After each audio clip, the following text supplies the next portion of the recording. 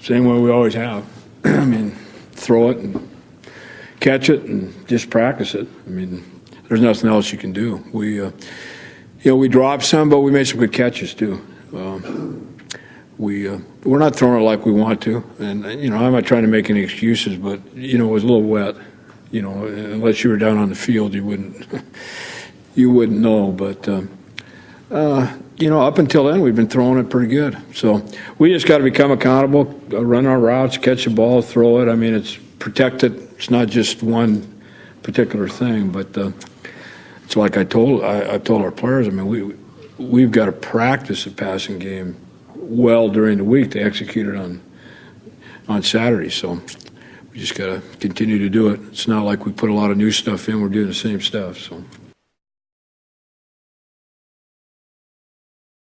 Matt Husted will not play this week. I know that for sure. And Zach Slank won't play for sure. Other than that, it's kind of I don't know. I don't know who we're going to have tomorrow, to be very honest with you. I think Gerhardt's got a chance to play this week. John Hargis' shoulder went out twice in that game, and he came back in and played, but that's, his shoulder. That's how it is. So, and Altieri is, he's questionable too with his, he had an MCL sprain. So, that's an area where everybody seems to get injuries just because everybody's in that little area and guys are falling down. And so we're going to, again, Andrew Sampson's going to have to play both guard and center. Like I said, hopefully Garth will be ready to go. Nunji will be fine. Patrick Jamison's going to back him up. We're going to have to start getting some more young guys involved in our lineup. That's just the nature of how it is. So, but we do have some injuries there. We lost. That's the bottom line as far as I'm concerned. And that's the bottom line as far as our team is concerned. We lost.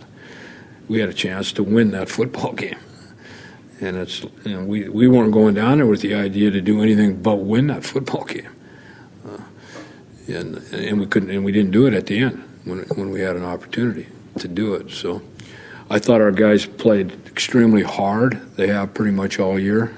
And defensively, as you know, we played good. We made some mistakes on defense too. Now, I mean, it wasn't totally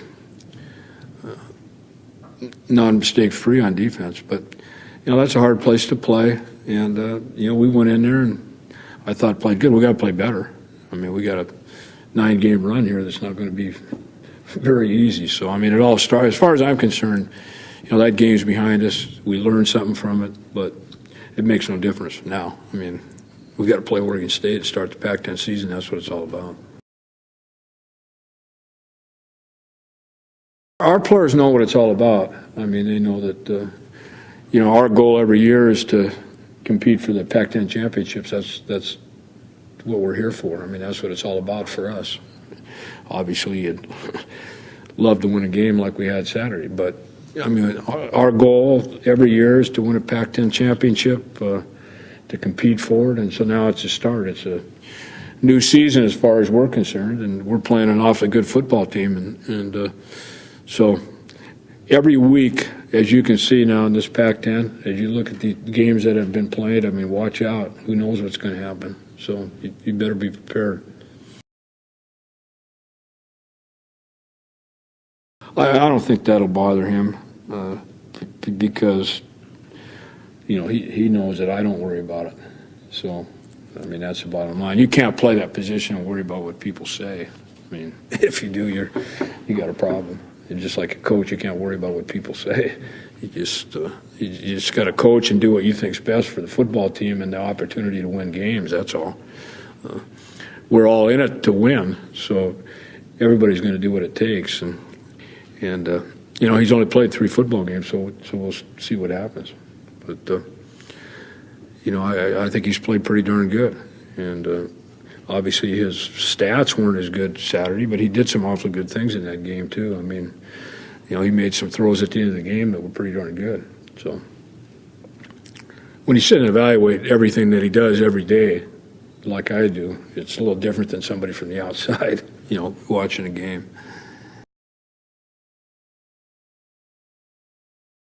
I've said this before, they do as good, if not the best job of coaching in the country.